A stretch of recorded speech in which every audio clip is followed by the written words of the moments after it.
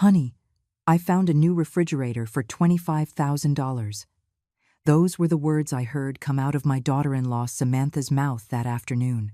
She was sitting on the sofa in my own living room, a glossy catalog in her hands, showing it to my son Daniel as if it were the discovery of the century.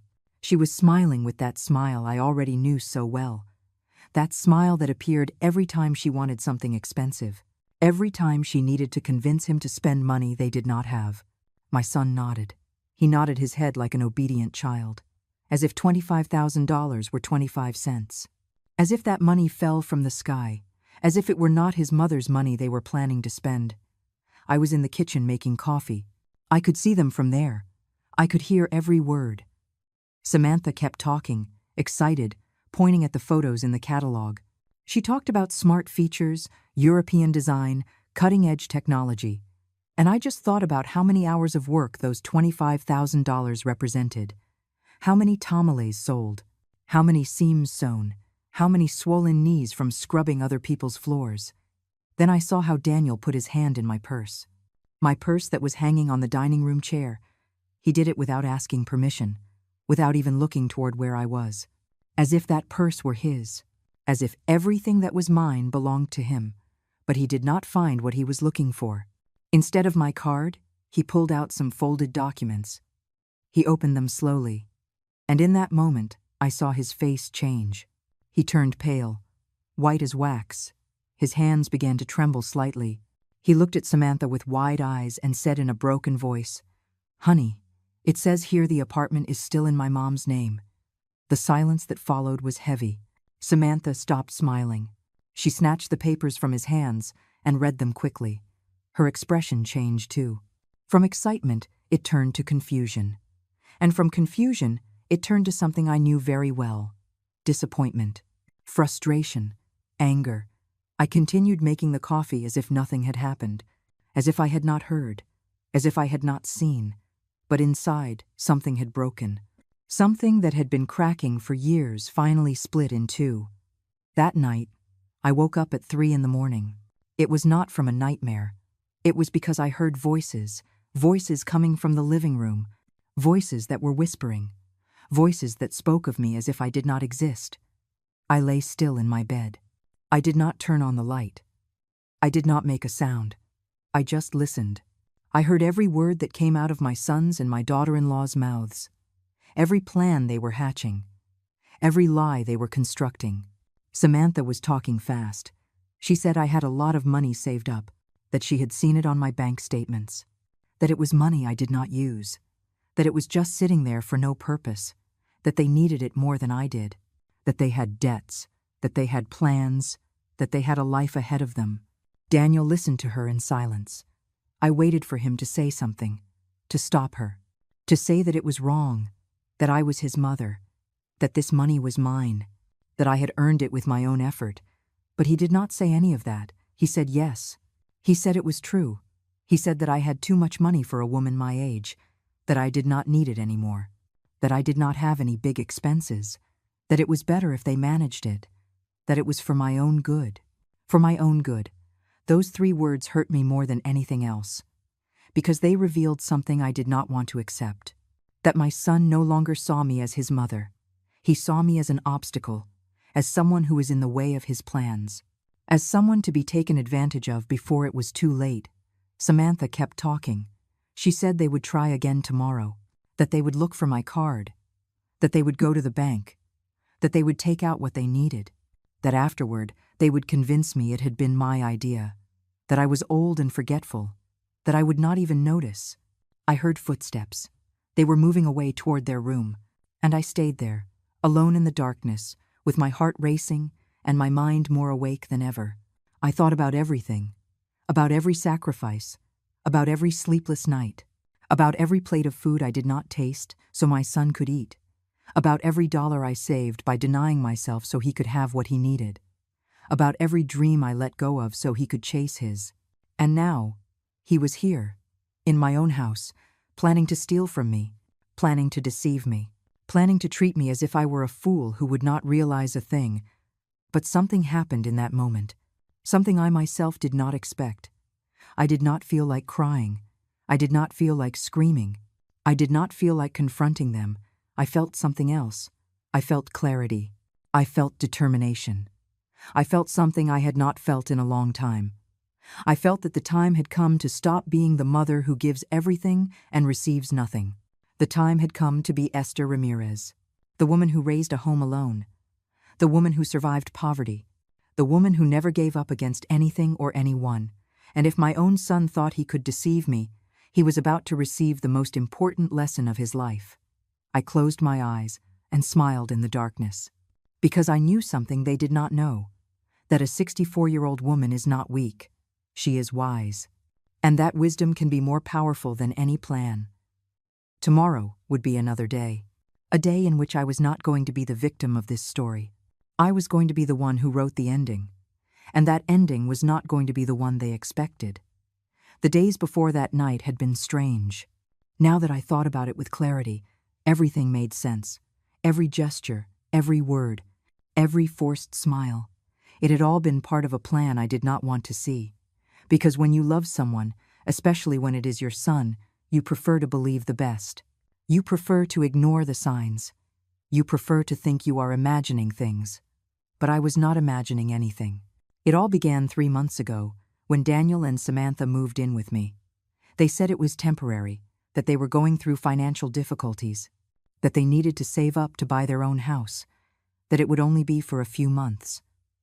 I opened my doors to them without a second thought. He was my son, he was my blood, and a mother always has room for her son. At first, everything seemed normal.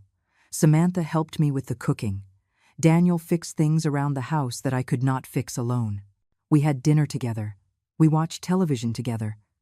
I felt accompanied after so many years of loneliness. After my husband died, this house had become too quiet, too empty. Having them here made me feel alive again. But little by little, things started to change. The questions began. Questions that seemed innocent at first, casual, but that over time became more and more specific, more and more insistent. Samantha was the first. One day we were drinking coffee in the kitchen and she asked me if I had savings. I told her yes, that I had worked all my life and had managed to save something. She smiled and told me that was good, that it was important to have security at my age, that many older women did not have that luck. Then she asked me where I kept that money. I told her in the bank. She nodded and asked me if I had it all in one account or if I had divided it. I told her I had a savings account where I kept most of it. She smiled again and told me that was very smart of me, that I was a cautious woman. At that moment, I did not think anything bad. I thought she was just making conversation, that she was just curious. But now, remembering that conversation, I realized it had been the first step, the first stone on a path that would lead me directly to that early morning when I heard them planning to rob me. Days later, Daniel also started with the questions. He asked me approximately how much money I had. I told him it was none of his business. He laughed and told me he just wanted to know if I was okay, if I had enough to live comfortably, if I needed help with anything. I told him I was perfectly fine, that I had worked hard all my life precisely so I would not have to depend on anyone in my old age. He fell silent, but I saw something in his eyes, something I did not like, a shadow, an uneasiness, something that should not be there when a son looks at his mother. The weeks passed and their behavior became stranger. Samantha started to be overly friendly, overly attentive. She would bring me tea without me asking. She would ask me how I had slept. She would tell me I looked tired, that I should rest more, that she would take care of everything in the house. At first I liked it. I thought she was finally learning to care about me, that she was finally valuing everything I had done for them. But then I started to notice something, that her kindness always came with questions. Questions about my health, about my memory, about whether I forgot things, about whether I felt confused sometimes. She told me one day that her aunt had started forgetting things at my age, that later she had been diagnosed with dementia, that it was important to be attentive to the signs. I told her my memory was perfect, that I did not forget anything, that I knew exactly where everything was and how much money I had in the bank. She smiled. But that smile did not reach her eyes. Daniel also changed the way he spoke to me. He began to treat me as if I were fragile, as if I were simple. He would explain simple things to me as if I could not understand them. He would speak to me slowly. He would repeat things twice. And when I told him I had understood perfectly the first time, he would laugh and say he just wanted to make sure. One day, I heard them talking in their room. I was passing by the hallway and the door was ajar. Samantha was telling Daniel that I had a lot of money saved up and was not using it for anything, that this money could be helping them, that I was already old and did not need so much, that when I died, that money was going to be Daniel's anyway, so why not use it now when they needed it? Daniel did not say no. He did not stop her. He did not defend his mother. He just said they had to think it through, that they could not just take my money, that I would notice. Samantha laughed and told him I would not notice anything if they did it right, that they just had to be smart, that they just had to wait for the right moment. I moved away from that door with a heavy heart, but I still did not want to believe it. I still wanted to think I had misheard, that they were talking about something else, that my son would never be capable of something like that. But the signs kept appearing. One afternoon I found Samantha going through my papers in my bedroom. When I asked her what she was doing, she startled and told me she was looking for a recipe I had promised her. I told her my recipes were in the kitchen, not in my room. She laughed nervously and left quickly. Another night, Daniel asked me if I had made a will. I asked him why he wanted to know.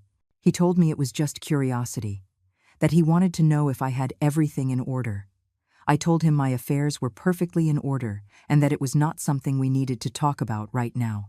He insisted. He told me it was important, that I should share that information with him, that he was my only son and had a right to know. A right to know. Those words sounded like an alarm, because he was not asking out of love. He was asking out of interest. He was not worried about my well-being. He was worried about my inheritance. The days kept passing, and I felt more and more uncomfortable in my own home. I felt like I was being watched, that they were waiting for something, that they were planning something, but I still did not know exactly what, until that afternoon of the refrigerator, that afternoon when Samantha pulled out that ridiculous catalog and talked about $25,000 as if it were nothing. That afternoon when my son put his hand in my purse without permission. That afternoon when he found the apartment documents and realized it was still in my name. And that early morning when I heard them planning to rob me. Now everything made sense. Every question, every gesture, every fake smile. It had all been part of a plan to convince me that I was old and simple. To make me believe I needed their help. To take control of my money and my life. But they had made a mistake. Because I was not old and simple, I was old and wise. And there was a huge difference between those two things. I got out of bed as the sun began to rise. I dressed slowly. I combed my hair in front of the mirror. I looked myself in the eyes. And I made myself a promise. A promise I was going to keep, no matter how much it hurt. I was not going to let them rob me. I was not going to let them treat me like a fool. I was not going to let my own son disrespect me in that way. Because at this age, you learn something fundamental. That silence is not weakness. That calm is not ignorance.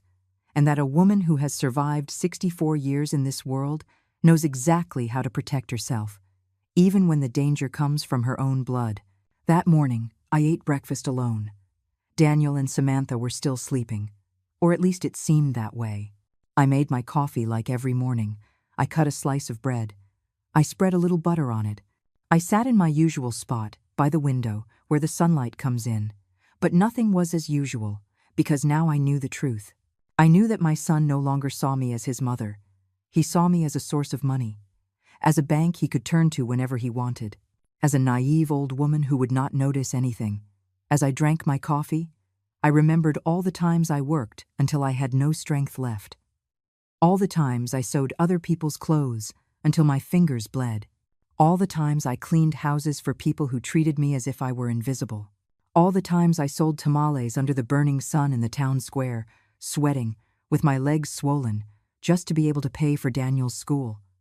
I remembered the times I ate only beans so he could eat meat, the times I stayed in old mended clothes so he could have new clothes, The times I denied myself small pleasures so he could have everything he needed, and some things he did not need, but that I wanted to give him anyway, because he was my son, because I loved him more than my own life.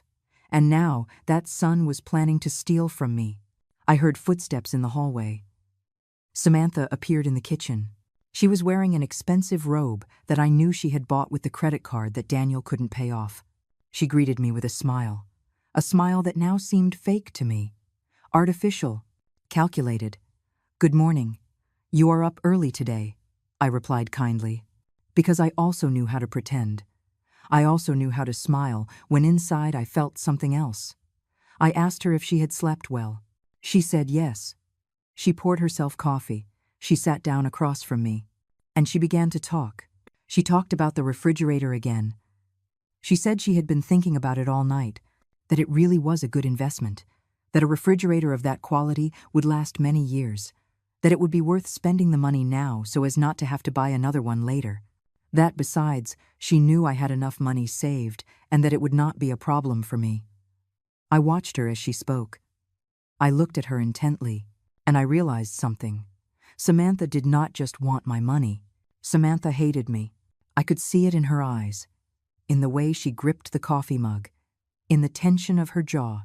She hated me because I was Daniel's mother, because I had been there first, because my son loved me, or at least had loved me once, and she could not stand it.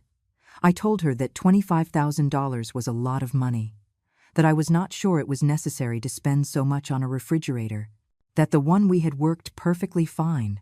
She stopped smiling. Her expression changed. She became serious, almost annoyed. "You just do not understand. Things have changed. Technology has advanced. That old refrigerator uses a lot of electricity. In the long run, it's costing you more money. A new refrigerator would be more efficient.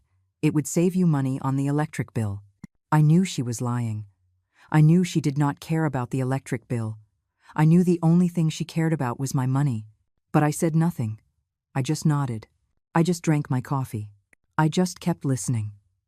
Daniel appeared a few minutes later. He looked tired. He had dark circles under his eyes. He sat down next to Samantha, and she immediately began talking to him about the refrigerator again. He looked at me. He looked at me with those eyes I had known since he was a child.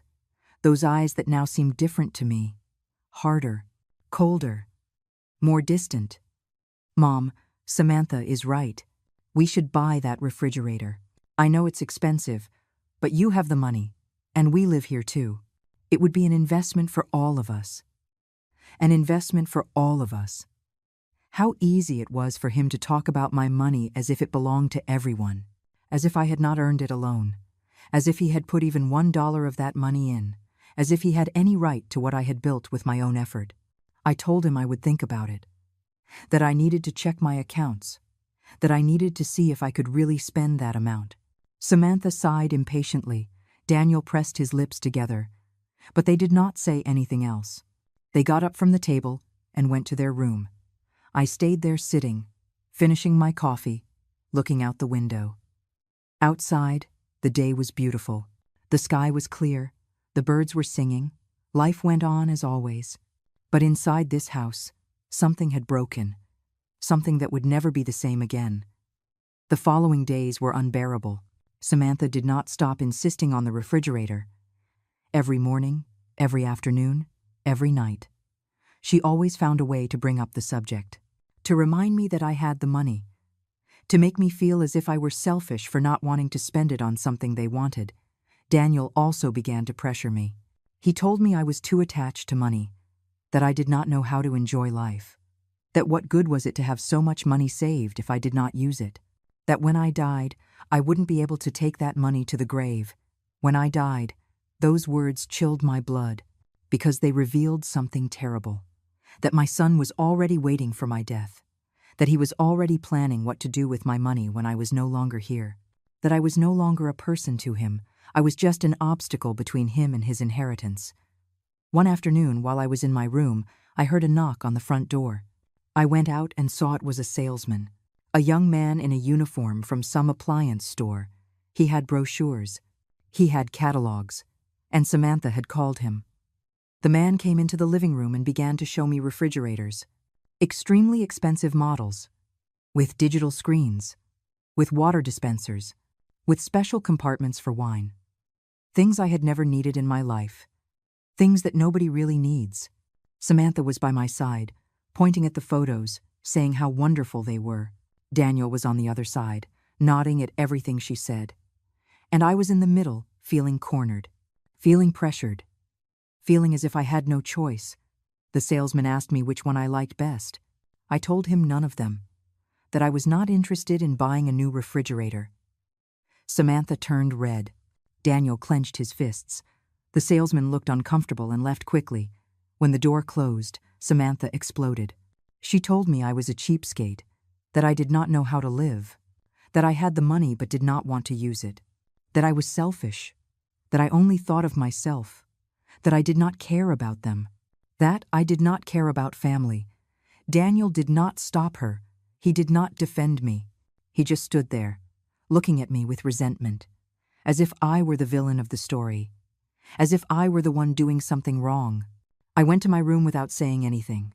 I closed the door. I sat on my bed. And for the first time in many days, I felt like crying. Not for them, but for me. For everything I had lost. For the illusion of having a family. For the love of a son that no longer existed. But I did not cry.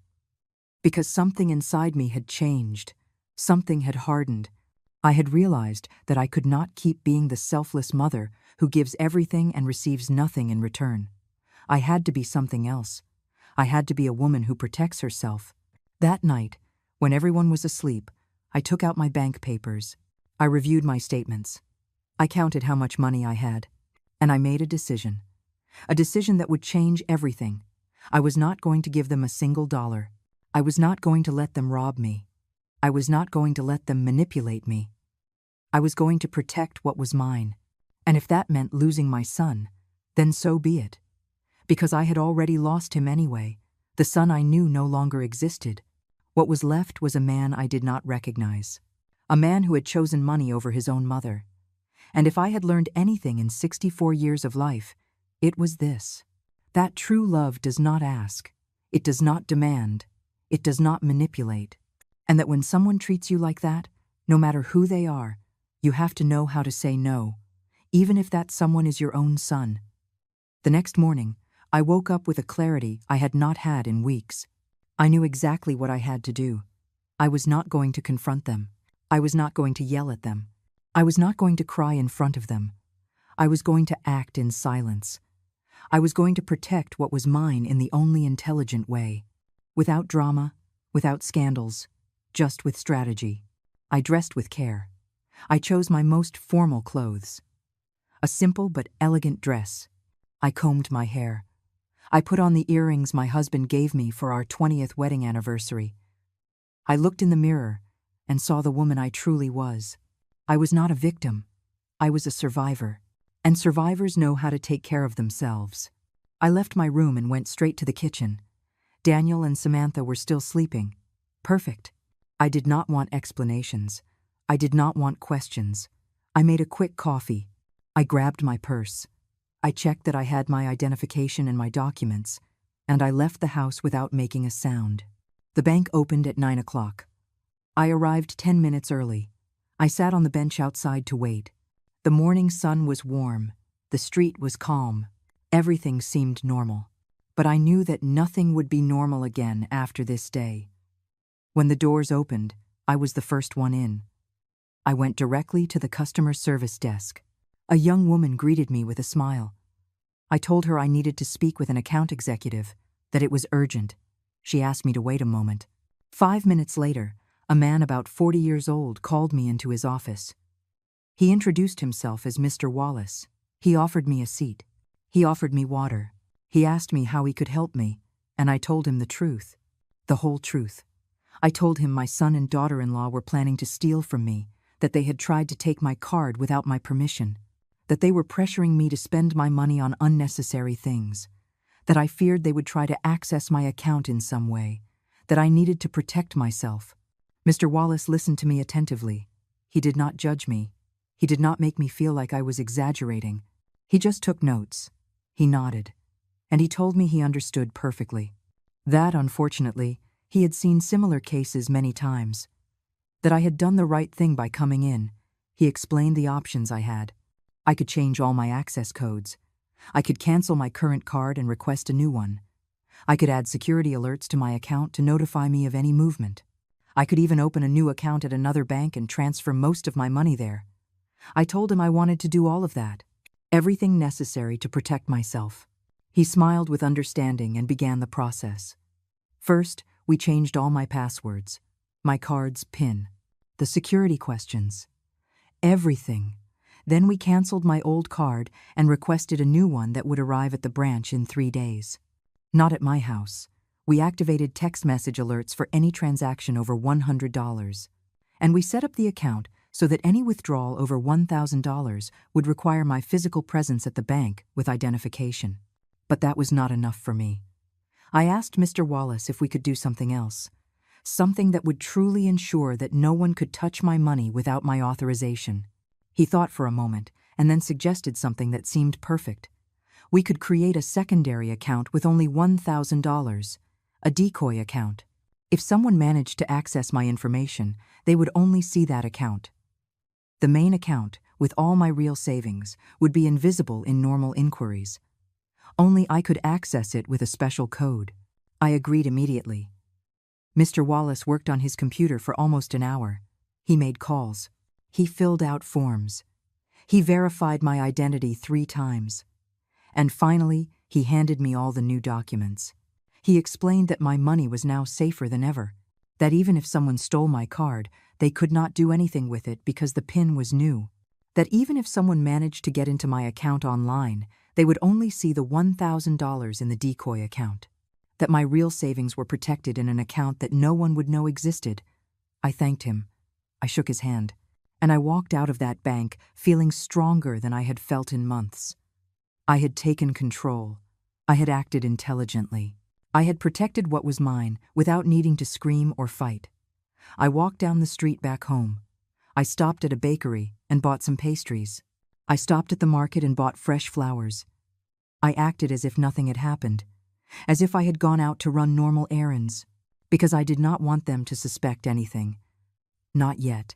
When I got home, Daniel and Samantha were already awake. They were in the living room. When they saw me come in with the bags, Samantha asked me where I had been. I told her I had gone to buy pastries. She looked at the bags suspiciously but said nothing more. I went to the kitchen and put the pastries away. I put the flowers in a vase with water. I made fresh coffee. Everything normal. Everything calm. As if my heart were not beating fast. As if I had not just taken the most important step of my life. That afternoon, Samantha brought up the refrigerator topic again. But this time her tone was different, more urgent, more desperate. She told me the salesman had called. That there was a special offer, that if we bought it this week, they would give us a 10% discount. That there were only 2 units left available. That we had to decide now. I looked her in the eyes, and for the first time in a long time, I did not feel guilt. I did not feel the need to please her. I just felt a deep calm. An absolute certainty that I was doing the right thing. I told her no. That I was not going to buy that refrigerator. That the one we had worked fine. That I did not see the need to spend that amount of money. That my decision was final. Samantha turned pale. Daniel, who was next to her, clenched his jaw. I felt the tension in the air, but I did not move. I did not change my expression. I just looked at them calmly and waited to see what they would do. Samantha stood up abruptly from the sofa. She muttered something under her breath and went to her room, stomping her feet. Daniel stayed there, looking at me with an expression I could not decipher. There was surprise. There was anger. There was something else. Something that looked like fear. Mom, we need to talk. I told him there was nothing to talk about, that I had made a decision, and he had to respect it. He approached me. He sat in the chair across from mine, and for a moment, I saw the boy he had been, the boy who hugged me when he was scared, the boy who told me he loved me, the boy who promised to always take care of me. But that boy no longer existed. The man in front of me was someone else, a person I no longer recognized. Mom, you do not understand. We really need that money. We have debts. We have problems. And you have so much saved up. It costs you nothing to help us. It costs me nothing." Those words pierced me, because they revealed that he had no idea. He had no idea how much every dollar of that money had cost me. He had no idea how many years I had worked, how many nights I had cried from exhaustion, how many times I had sacrificed my own dreams for his. I told him that money was mine, that I had earned it, that I had decided to save it for my old age, to have security, to not depend on anyone, and that I was not going to spend it on unnecessary things just because he and his wife did not know how to manage their own money. He stood up. His expression changed. It became hard, cold. He looked at me in a way he had never looked at me before. And he said something that broke my heart. "Well then, I hope that money keeps you company when you're alone, because we are not going to be here forever." He went to his room and slammed the door. I stayed there sitting, with my hands trembling, with my heart racing. But I did not cry. I did not break down. Because I knew I had done the right thing. That night, I went to bed early. I locked my door. And I slept better than I had slept in weeks. Because for the first time in a long time, I was in control. I had made the decisions. I had protected myself. And if they wanted to keep trying, they were going to find out that a 64-year-old woman can be much smarter than they imagined. Because respect is not begged for. It is earned. And when someone loses it, no matter how much love you felt for that person, you have to know how to defend yourself, even if that person is your own son. The days that followed were tense. The house filled with a heavy silence, the kind of silence that hurts more than words. Daniel and Samantha barely spoke to me. When I entered a room, they would leave. When I prepared food, they ate in their room. It was like living with ghosts. Ghosts full of resentment. But I was not going to give in. I was not going to apologize for protecting what was mine. I was not going to beg them to talk to me. If they had decided to treat me this way just because I did not give them my money, then I had made the right decision. Because that confirmed it was never about love. It was always about interest. One afternoon, while I was watering the plants on the patio, I heard the house phone ring. It was an old phone I kept because I liked it. Because it reminded me of simpler times, I answered. It was a woman's voice I did not know. "Good morning. I'm calling from Central Bank. We are trying to verify a recent transaction on your account. We need you to confirm some details." I told her I had not made any recent transactions. The woman insisted. She said a charge of $500 at an appliance store had appeared. That they needed to verify it was me. I told her it definitely was not me. That I had not bought anything at any store. There was a silence on the other end. Then the woman asked for my card number to verify, and right there I knew something was wrong. Because the bank never asks for your card number over the phone. I told her I was not going to give her that information. That if there was a problem, I would go to the bank personally. The woman insisted. Her voice became more urgent, more nervous. She said it was important.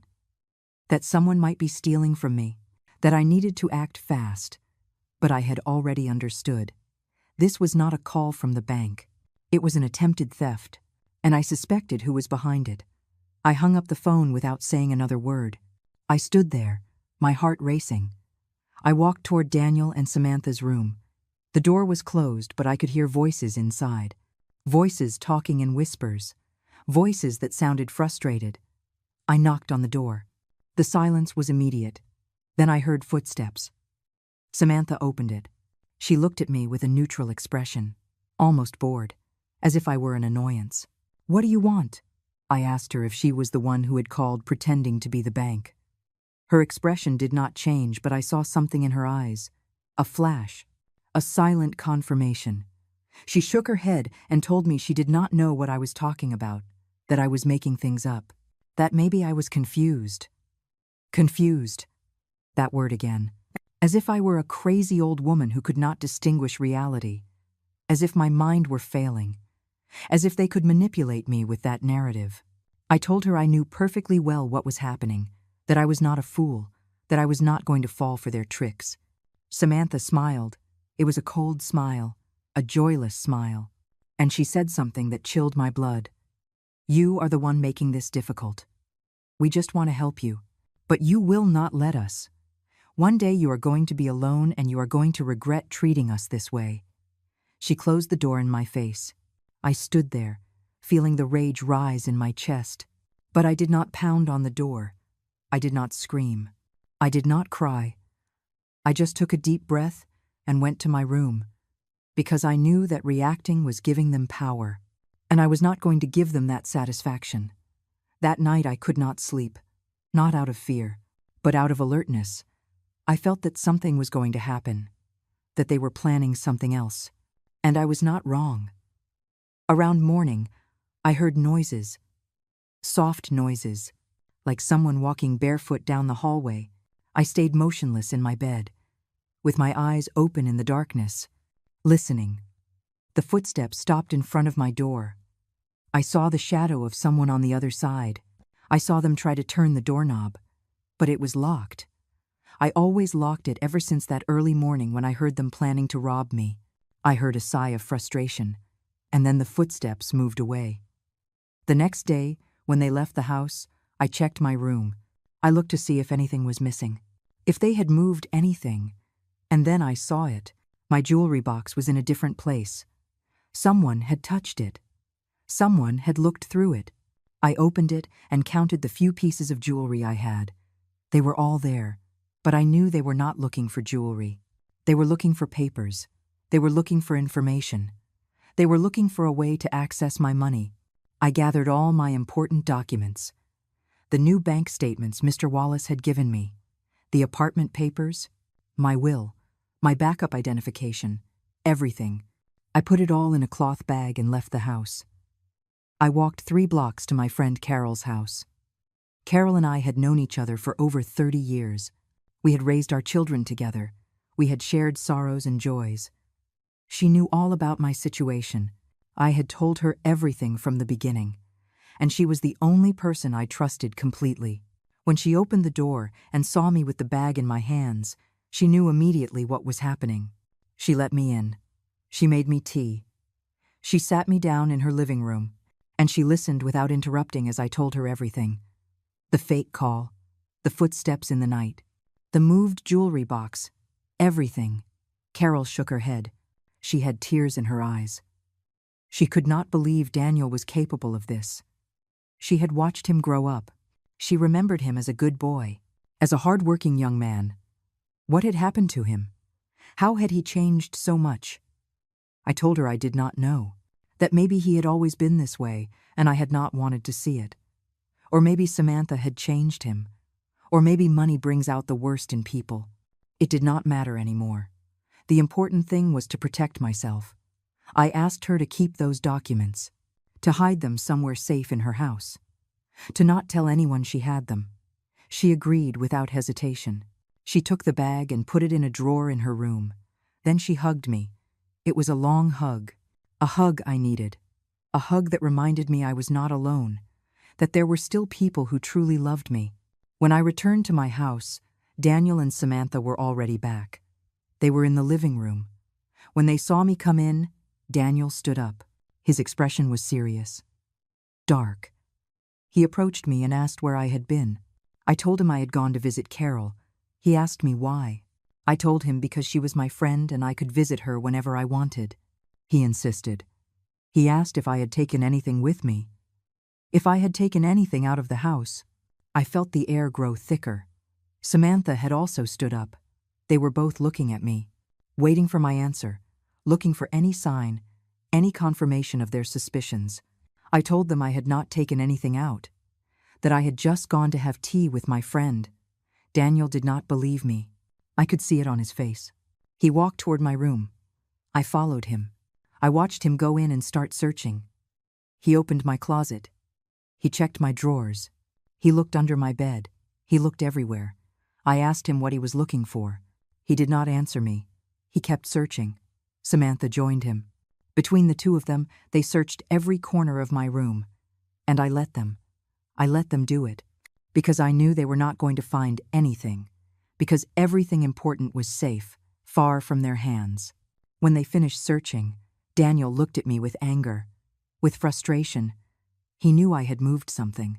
He knew I had acted. But he could not prove it. He could not do anything. And that was driving him crazy. "Where are the apartment papers, Mom?" I told him they were put away in a safe place, that they were none of his business, that this apartment was mine and would remain mine, that I was not going to hand anything over to him, that if he wanted something, he would have to earn it for himself. Like I had. He moved closer to me.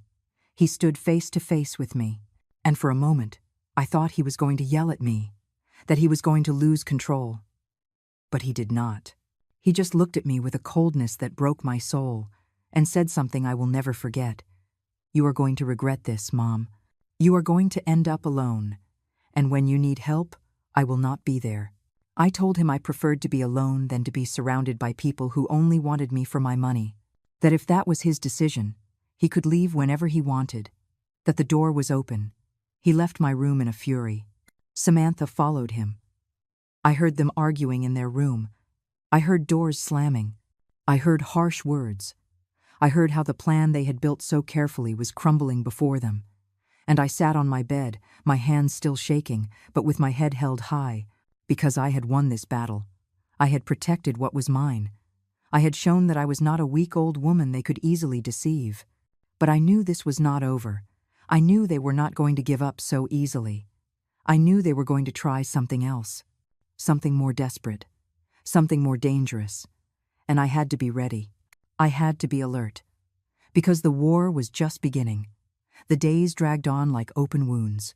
Daniel and Samantha no longer tried to hide their hostility. They looked at me with contempt. They spoke about me as if I were not present, as if I were just another piece of furniture in the house, a burden they had to endure until they found a way to get rid of me. But I remained firm. I remained alert. I continued to protect what was mine. One morning, while making coffee, I heard Samantha talking on the phone in the living room. She was speaking in a low voice, but I could hear some words. She was talking to someone about me. She was saying that I was becoming difficult, that I was no longer reasonable, that maybe I was losing my mind, that they needed to act soon before it was too late. Act soon. Those words put me on high alert. What were they planning now? How far were they willing to go? That afternoon, I decided to leave the house. I needed fresh air. I needed to think clearly, away from those hate-filled stares. I walked to the neighborhood park. I sat on a bench under the shade of a tree. I watched the pigeons. I watched the children play. I watched life pass by in front of me. A simple life. A life I had worked so hard to have and that they were now trying to take from me. When I returned home, something was wrong. I felt it as soon as I walked through the door. The atmosphere was different, more tense, more charged. Daniel was in the living room with another man, a man I did not know. He was wearing a suit. He was carrying a briefcase. He had that look of people who work with papers, with documents, with legal matters. Daniel saw me enter and smiled. It was a strange smile, a smile I did not like at all. He introduced me to the man. He said he was Mr. Hayes, a lawyer, and that he was here to help us with some important paperwork. What paperwork? I asked. Daniel asked me to sit down, that we needed to talk, that it was something important. I did not sit. I remained standing, with my purse still in my hand, ready to run if necessary. Mr. Hayes took some documents out of his briefcase.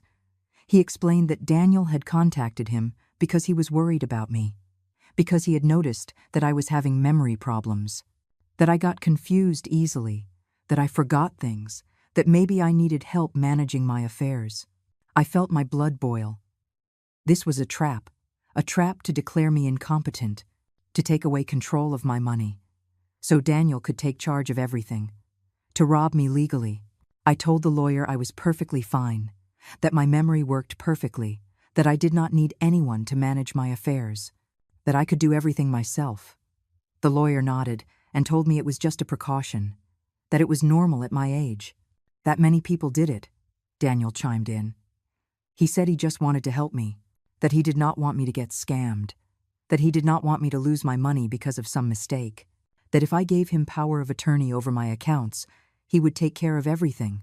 I would only have to worry about resting, about enjoying my final years. as if I were already on the verge of death, as if I had no time left, as if what I wanted no longer mattered. I told them no, that I was not going to sign anything, that I was not going to give power over anything to anyone, that my affairs were mine and mine alone. The lawyer looked at me with a serious expression. He told me he understood my position, but I should think things through, that sometimes pride makes us make bad decisions. I told him to get out of my house, that there was nothing more to talk about, that I was not going to sign any documents. Daniel stood up. He tried to calm me down. He tried to convince me, but I was already walking toward the door. I opened the door for the lawyer and asked him to leave. Mr. Hayes put his papers away. He gave me his card in case I changed my mind, and he left. When the door closed, Daniel exploded. He yelled that I was being stubborn, that I was being irrational, that he only wanted to help me, that I did not understand anything. I yelled back.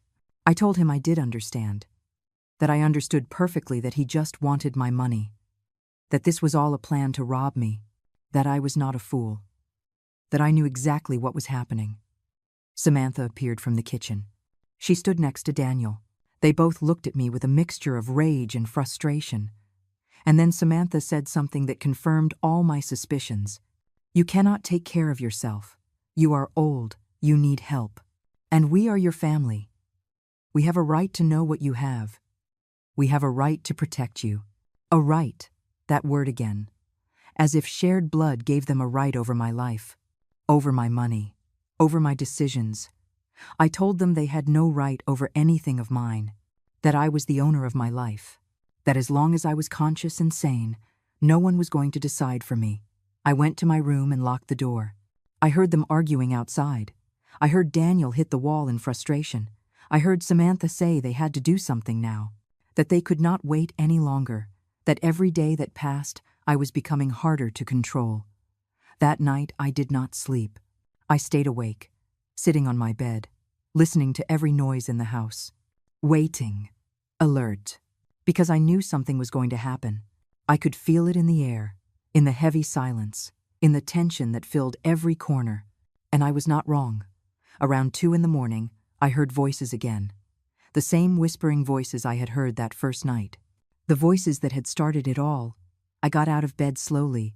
I walked to the door. I pressed my ear to the wood. It was Samantha. She was talking on the phone with someone. She was talking fast, nervous, desperate. She was saying things were not going out as planned, that I was smarter than they thought, that I had moved the money, that I had hidden the papers, that they needed help.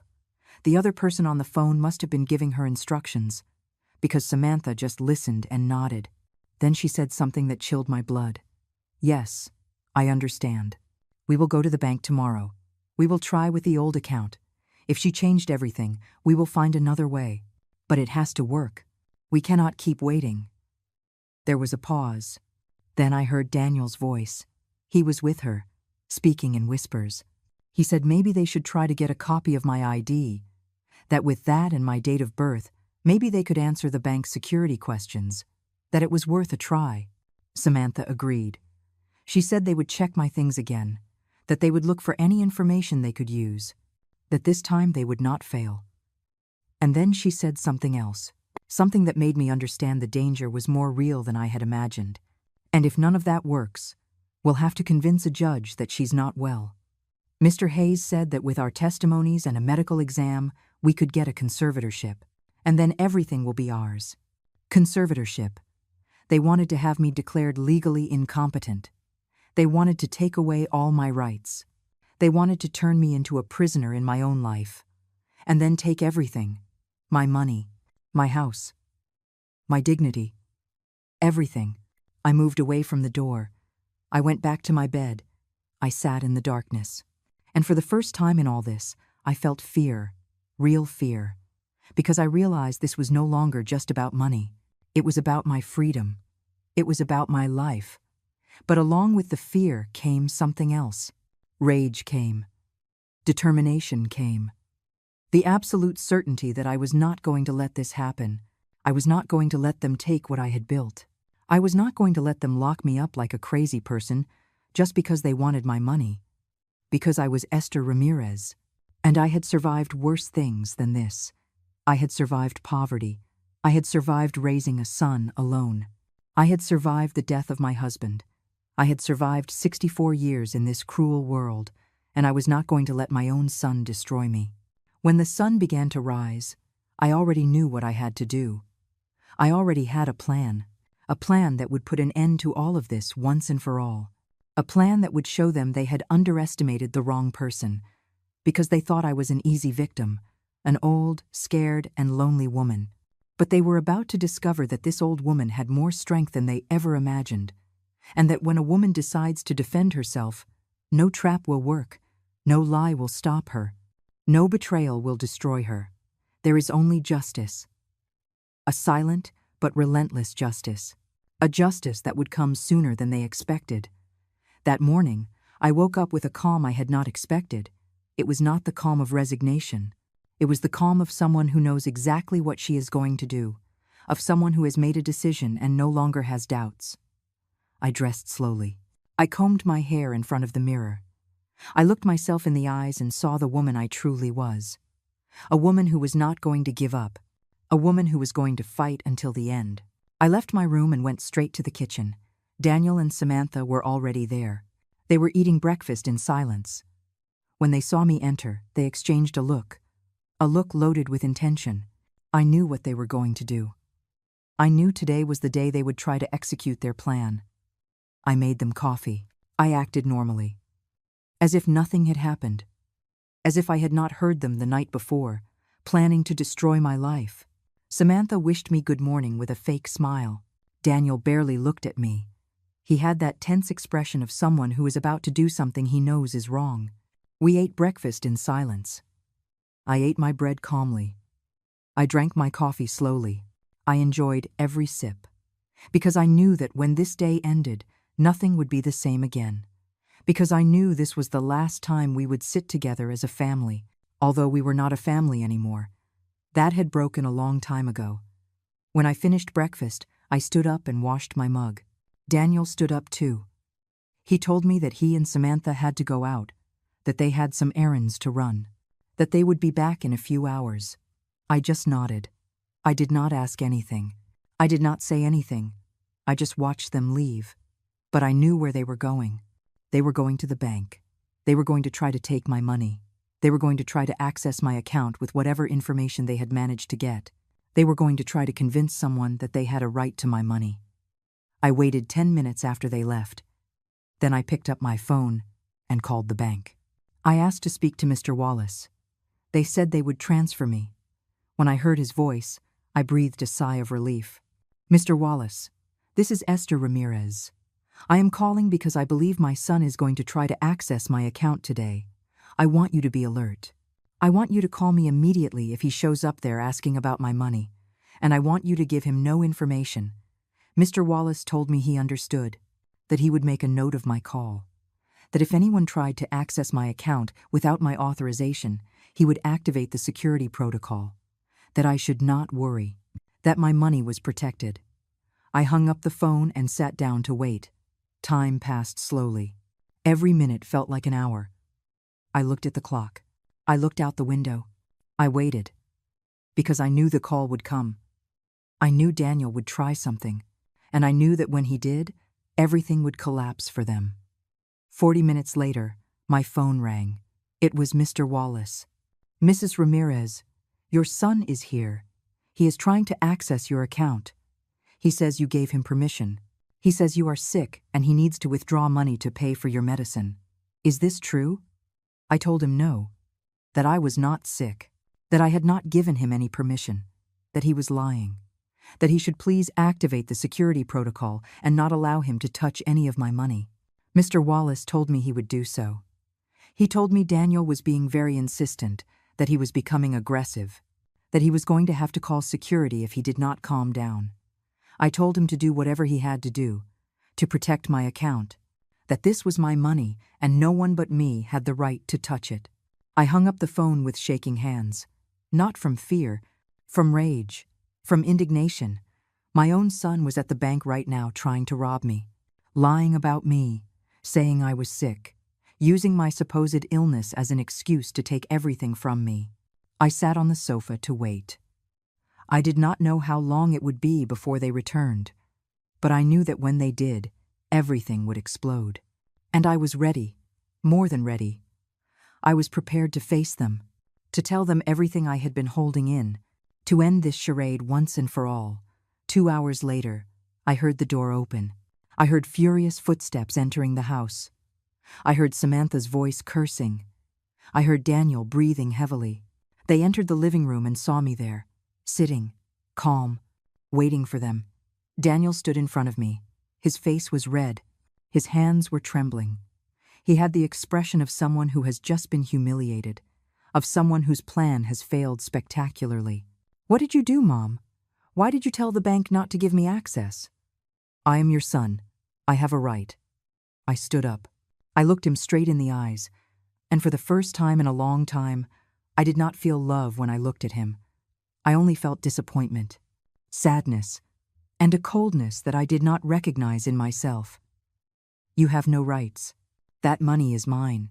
I earned it, with my work, with my effort, with my sacrifices, and you have no right to touch it, much less by lying, much less by saying, 'I am sick.'" Samantha stepped forward. She yelled that I was selfish, that they had taken care of me, that they had been there for me, that I owed them. I laughed. It was a bitter laugh, a joyless laugh. "Taken care of me? You moved in here because you had nowhere to live, because you could not pay your own rent. I opened the doors of my home to you. I gave you shelter. I gave you food.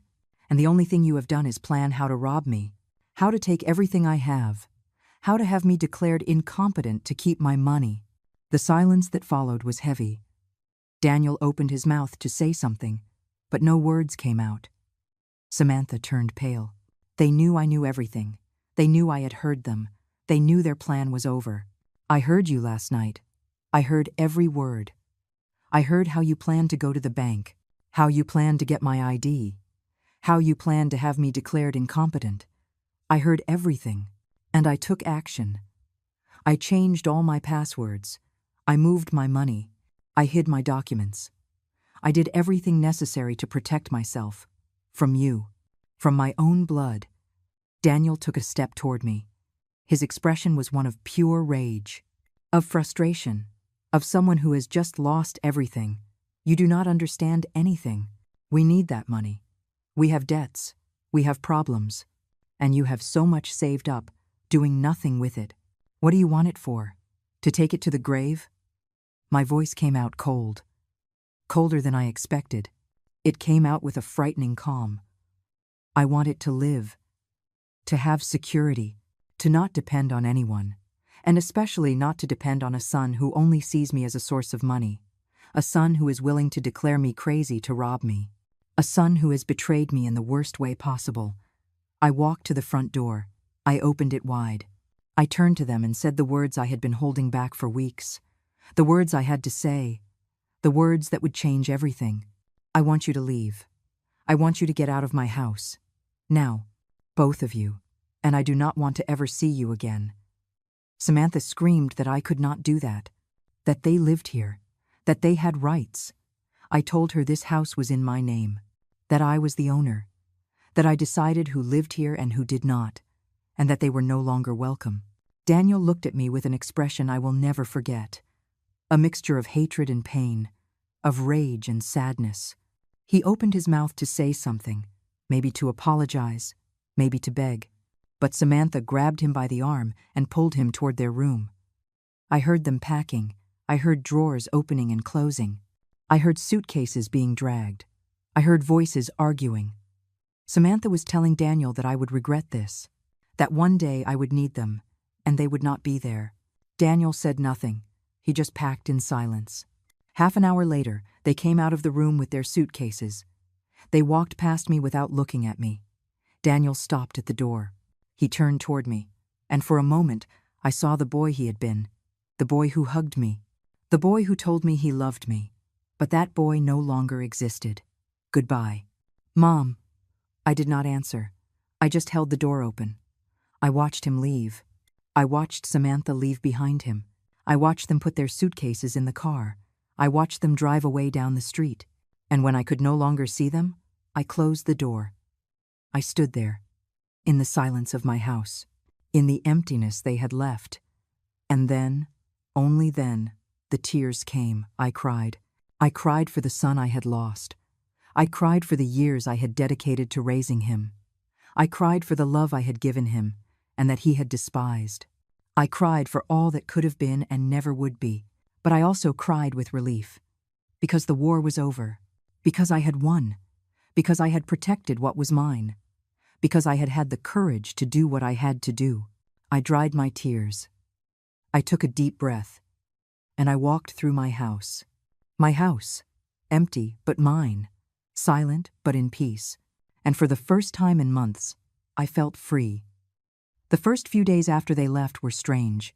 The house felt different, bigger, quieter, but it was not a heavy silence like before. It was a clean silence, a silence that let me breathe, a silence that was mine. I woke up that first morning alone, and for a moment, I forgot what had happened. I expected to hear Daniel's footsteps in the hall. I expected to hear Samantha's voice complaining about something, but I heard nothing. Only the birds singing outside my window. Only the sound of the wind moving the curtains. Only peace. I got up slowly. I made my coffee. This time I did not have to make it for 3, just for me. I sat in my spot by the window and watched the sun come through the glass. And I realized something. I had forgotten what it felt like to be at peace in my own home. I had forgotten what it was like not to have to be on alert all the time. I had forgotten what it was like to live without fear. Carol came to visit me that afternoon. She knocked on the door with her characteristic knock. 3 soft taps. When I opened it, she hugged me without saying anything. She just hugged me, and that hug told me everything I needed to know. That she understood, that she was there, that I was not alone. We sat in the living room with hot tea. I told her everything. How it had ended, how I had confronted them, how I had asked them to leave, how they had left my house with their suitcases and their anger. Carol listened without interrupting. When I finished speaking, she sighed deeply. You did the right thing, Esther. I know it hurts. I know he is your son. But you could not let them destroy you. You could not let them take away your dignity, your peace, your life. I told her I knew, that in my mind I knew I had done the right thing, but that my heart still ached. Because no matter how much someone betrays you, when it is your son, the love does not just disappear. It stays there. It hurts. It bleeds. But it stays. Carol took my hands. She looked me in the eyes. And she told me something I needed to hear. A mother's love isn't blind, Esther. It's brave. And sometimes being brave means knowing when to walk away, when to say enough, when to protect yourself. Because you cannot take care of anyone if you do not take care of yourself first. Those words made me cry again. But this time they were not tears of pain. They were tears of liberation, of acceptance, of understanding that I had done what I had to do, and that it was okay to feel pain for it. It was okay to miss my son. It was okay to wish things had been different. But it was also okay to have let him go. The days passed. I slowly began to reorganize my life. I cleaned the room that Daniel and Samantha had used. I washed the sheets. I opened the windows. I let the fresh air in. And as I cleaned, I found things they had left behind. A magazine, a pen, a crumpled note. Small traces of their presence that were still there. I put everything in a box. I did not throw it away. I could not, because despite everything, he was still my son. And maybe someday, if he changed, if he understood, if he truly asked for forgiveness, maybe we could talk, maybe we could heal. But that day was not today. Today, I needed to heal alone. I needed to recover. I needed to remember who I was before all of this. One afternoon I received a call.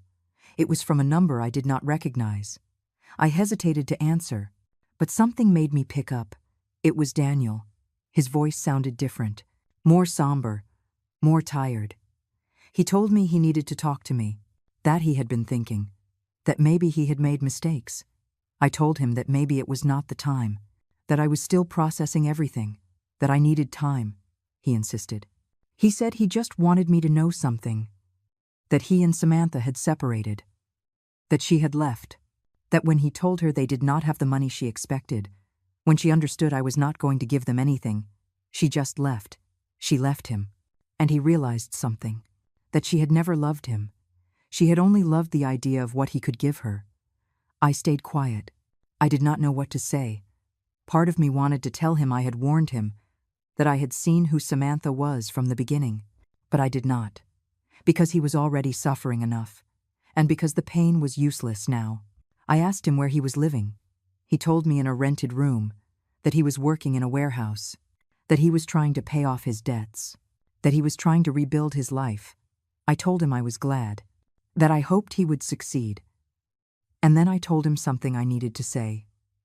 Daniel, I love you. I will always love you because you are my son. But what you two tried to do to me was unforgivable. You hurt me in a way I never imagined possible, and I need time to heal. I need time for me. So please, do not call me for a while. When I am ready, if I am ever ready, I will call you. There was silence on the other end. Then I heard his broken voice. I'm sorry, Mom. I'm truly sorry. I hung up the phone, and I cried again. But this time the tears were different. They were tears of closure, of understanding that maybe, someday, we could heal. But that day was not today. Today, I needed to focus on me. I started doing things I had stopped doing. I started sewing again. I took my old machine out of the closet and put it on the dining room table. I bought colorful fabrics. I started making tablecloths, cushions, small things that made me happy. Things I had stopped doing because I was always busy taking care of others. Taking care of Daniel. Taking care of the house.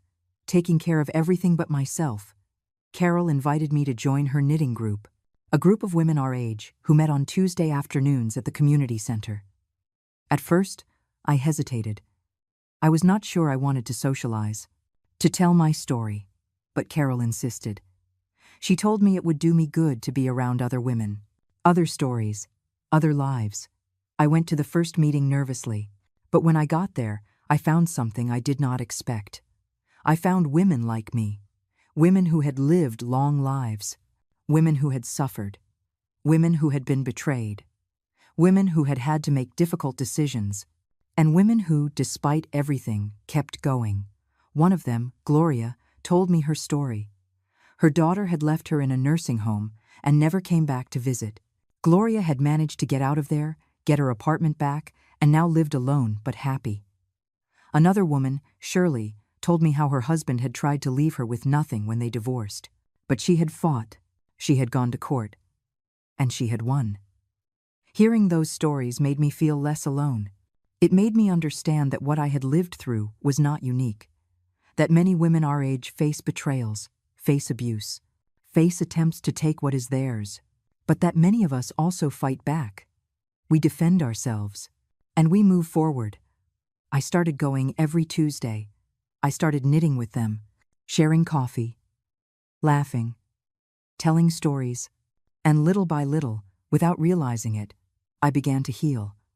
I began to remember who I was, not just Daniel's mother, not just the wife I had been, but Esther, a woman with her own life, with her own dreams, with her own worth. One day, as I was walking back from the community center, I passed a bookstore. There was a sign in the window advertising painting classes for seniors.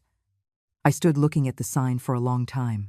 I remembered that when I was young, before I got married, before I had Daniel, I had dreamed of being a painter, but life had taken another path.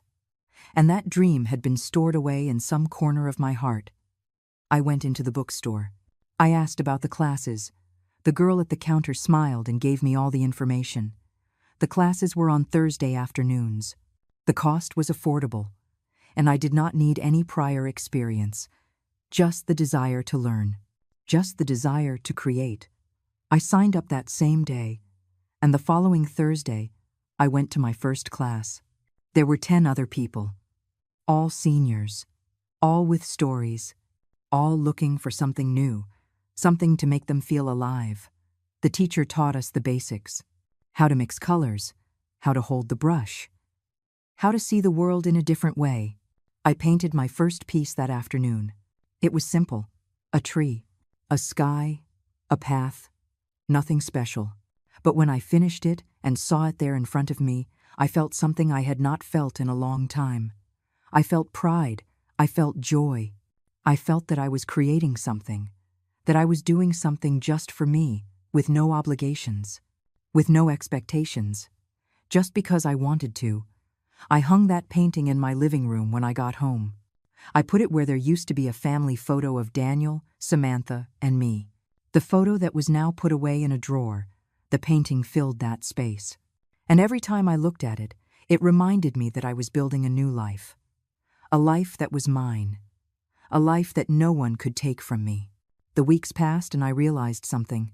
I did not think about Daniel all the time anymore. I no longer woke up with that weight in my chest. I no longer felt that constant sadness. It still hurt. I still missed the son he could have been. But the pain no longer consumed me. It no longer defined me. I had chosen peace. I had chosen my dignity. I had chosen to live.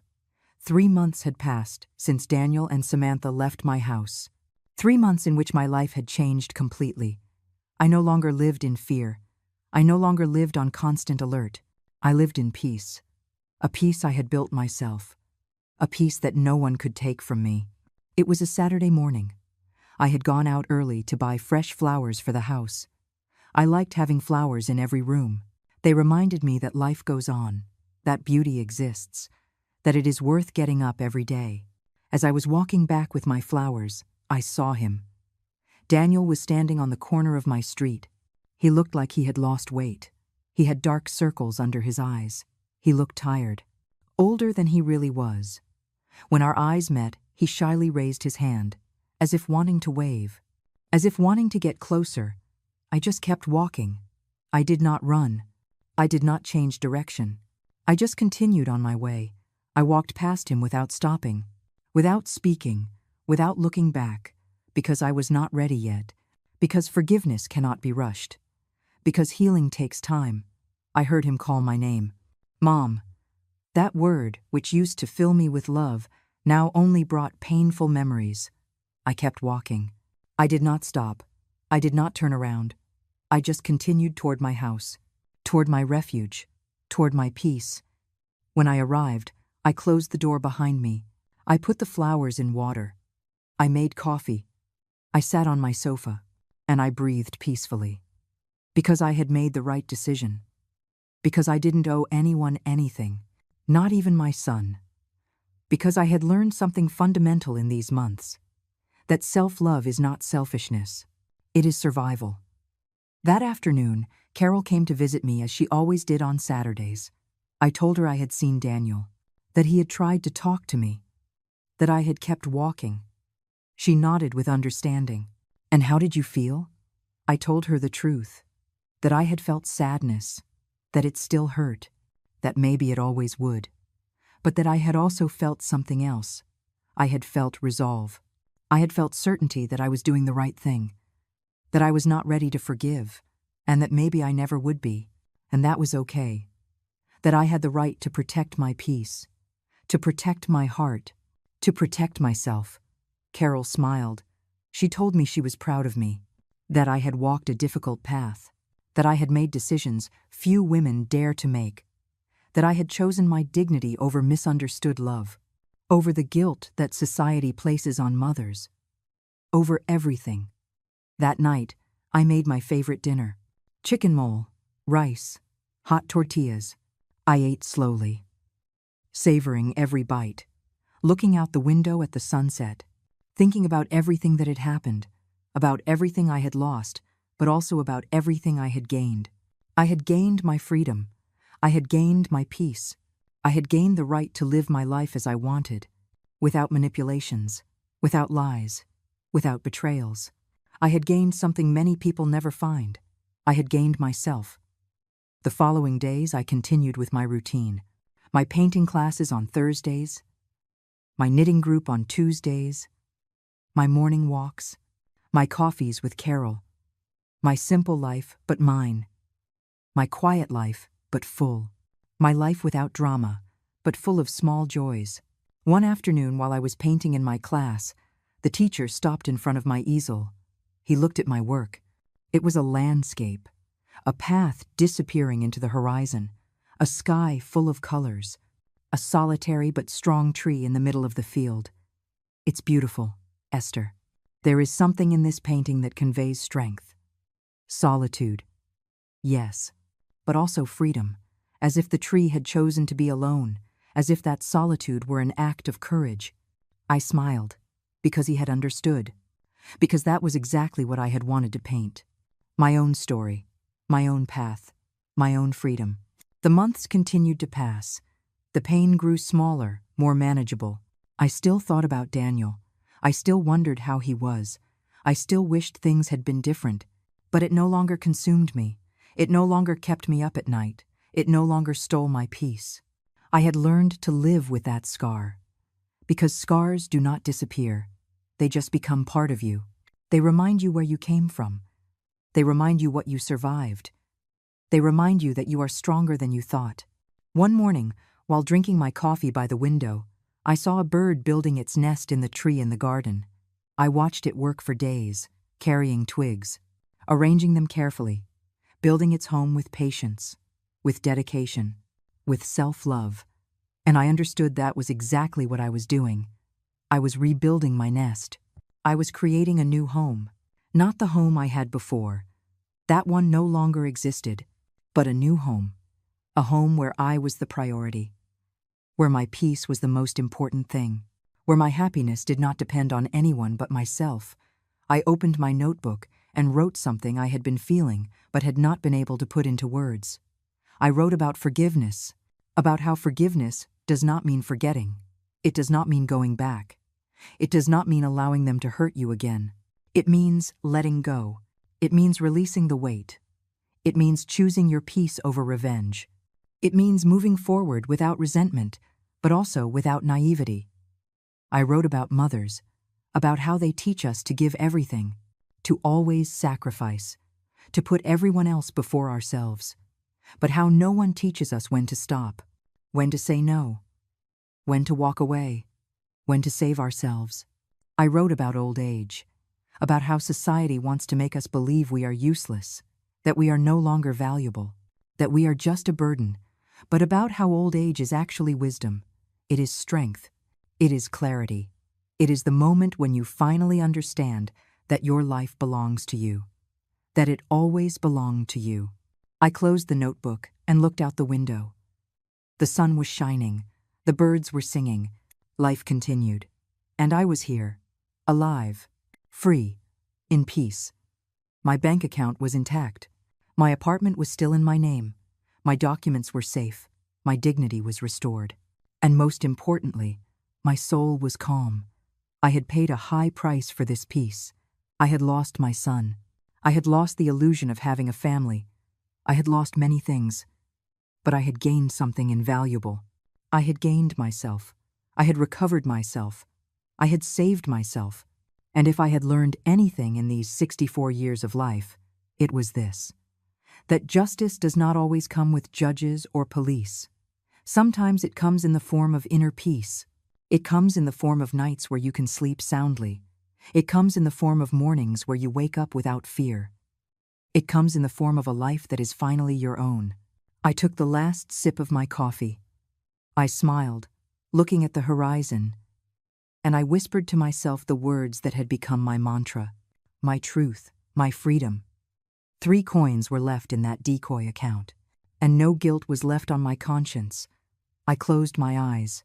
I took a deep breath, and I gave thanks. I gave thanks for the strength I found when I needed it most. I gave thanks for the courage to choose myself. I gave thanks for this second chance to live. To truly live. Because in the end, that was what mattered.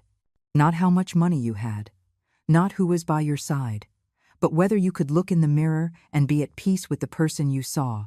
If you could sleep soundly knowing you had done the right thing. If you could live without fear, without guilt, without regrets. And I could. Finally, after everything, I could.